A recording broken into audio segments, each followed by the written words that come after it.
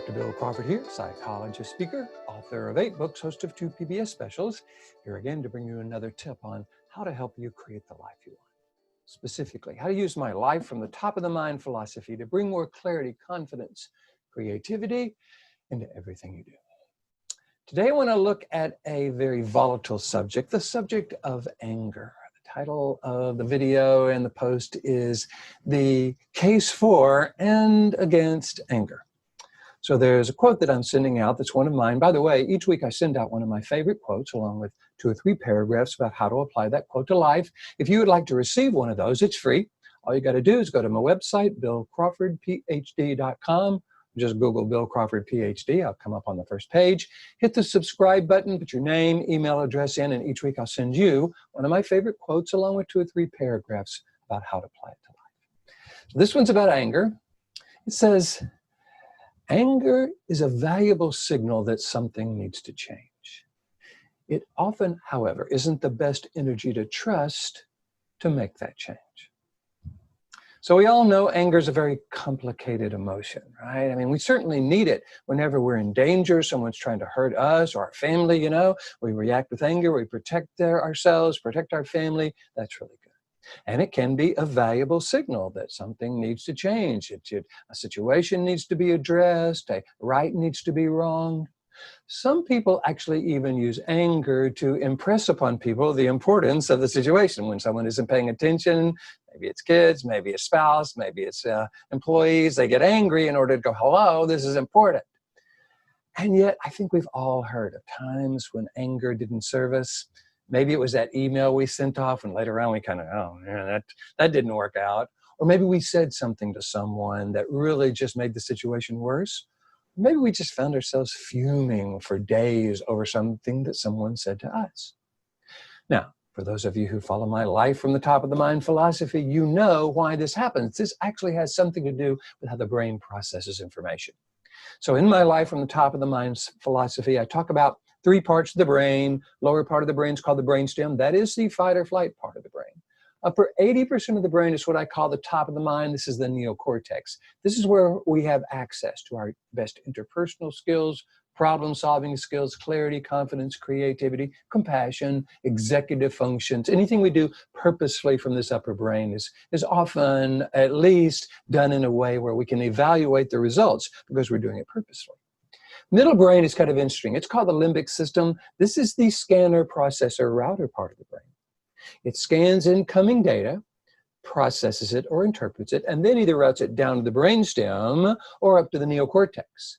The problem is when it senses something that is dangerous, and unfortunately it's not very smart and it's working with old software, so it has a tendency to interpret almost anything negative as dangerous and throws us into the part of the brain that's designed to deal with danger. In doing so, it bypasses the upper 80% of the brain because it thinks we need to react without thinking in order to be safe. We're driving down the road, somebody slams on their brakes in front of us. We need to be able to react without thinking. If we had to cognitively process that, it would not allow us to react soon enough to not hit them. So anytime, by the way, you ever need to react without thinking to be safe in a physically dangerous situation, this lower 20% of the brain is a great brain to be able to go to. The problem is, again, I think this middle brain is throwing us into this lower brain, triggering our anger when it has really stopped serving us. Because now we know something needs to change. Now we know it's a valuable signal, but we may be trying to use this lower brain to make the change. This is where we say something or do something out of anger, and often that is not very purposeful and often doesn't really solve the problem. In fact, it can make the situation worse. So what I suggest we do is to make sure we're accessing this clear, confident, creative part of who we are. If anger is a signal something needs to change, if something needs to be addressed in our relationship or the country or in our job, okay, it's a valuable signal. But let's not use it as the energy for change because that will have us coming from this lower brain. Let's make sure we're engaging whoever we're trying to communicate with in a way where they actually hear what we're saying versus just see us as some angry, emotional person that they have a tendency to write off. There's a great book out there by Harriet Lerner. It's called The Dance of Anger. In this book, she talks about 2 things that I think are helpful. One, she talks about the dance of anger, that our tendency to interact with other people has a tendency to fall into what it looks like a dance. They do a step, we do a step, and we kind of keep doing this dance. She says anger can kind of stop the dance, you know? It can interrupt the dance, and that's a good thing. She also uses it as a way of not just kind of going along with the status quo. This is especially for people who've been told they shouldn't be angry, that anger is something that people won't like, and, you know, they won't have anything to do with us, and we'll find ourselves alone, and we'll become a bag lady, and someone will steal our bag, and we'll die, you know. In other words, a lot of people have been told that anger is something they shouldn't trust or shouldn't go with or shouldn't express because people won't like it, you know. They don't like this angry person. And that's a problem, because it means now we can't get angry, which means we can't use anger. If, however, we recognize it for what it is, a valuable signal something needs to change, then we can use this upper 80% of the brain then to engage and make that change. Now, what about talking to people who aren't listening to us? Have you noticed they do listen to us when, hello, I've been trying to, you know, when we start to get angry, they go, oh, okay, I guess I better listen. Here's a problem with that, however. Number one, we're almost training them to frankly not pay any attention to us until we get angry. They're going, yeah, they're saying this. Okay, now they're serious, so I guess I need to pay attention. That means we almost have to get angry every time we want people to pay attention to us. Plus, have you noticed sometimes when we get angry, they get angry. And so rather than paying attention to us, they start defending the very behavior we want them to change. So I think what we want to do is to ask ourselves a question. When I'm engaging someone, is my mission obedience or is my mission trust? It's a great TED Talk by one person from the Harvard Business School. Her name is Frances Free. She did a wonderful TED Talk on trust. She said there are three things that people have to have in order to trust us. And I think that's what we're going for. Whenever we're communicating with someone, we want them to trust what we're saying. She says, number one, logic. If you're not making any sense, people can't trust you. I think we're probably pretty good at that. Number two, it has to be authentic. They can't think you're faking it in some way, using some technique on them. And number three is empathy. If people don't get that we truly understand why they're resisting what we say, then they think they have to keep explaining to it or defending it. And they can't trust us because we don't get it.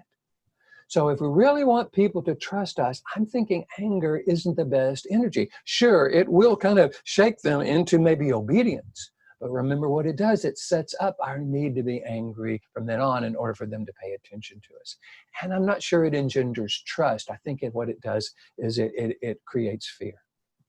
So here's what I suggest we do. Let's make sure we're operating from this clear, confident, creative part of who we are, the part of who we are where we have access to our interpersonal skills, our problem-solving skills, our ability to influence our life and the lives of others. Let's make sure we're operating from the top of the mind, which means we can use anger as a signal. And anytime we need to defend ourselves or keep our family from being hurt, we need to kind of act in anger. Well, terrific.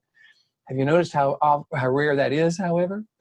Most of the time what happens is we find ourselves feeling wronged or disrespected or not paid attention to or whatever, and that triggers that anger, and that's going to throw us into the lower brain if we're not careful. And we're going to try to deal with it from this angry, stressed, frustrated, annoyed, resentful part of who we are, and that almost always makes it worse. This is what I get to teach. I get to go around the world teaching people how to access their best clarity, confidence, and creativity, even in those situations where our anger gets triggered.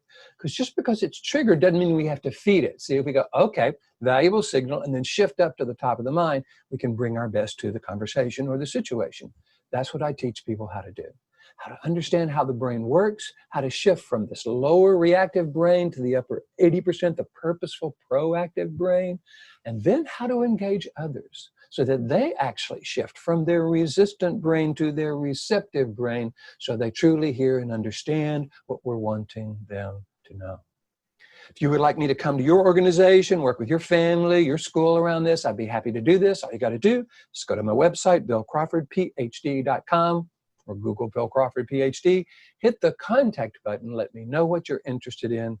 Love to talk with you about that. In the meantime, I hope you're enjoying these videos. If you do, please hit the like button. Share them with your friends if you feel they would be valuable. You can always subscribe on YouTube and Twitter and iTunes and Facebook and all those social medias, LinkedIn, because I post a video in each one of these each week. So until next time, here's to you, bringing more clarity, confidence, creativity into your life based on how you deal with anger. And I'll look forward to seeing you in the future.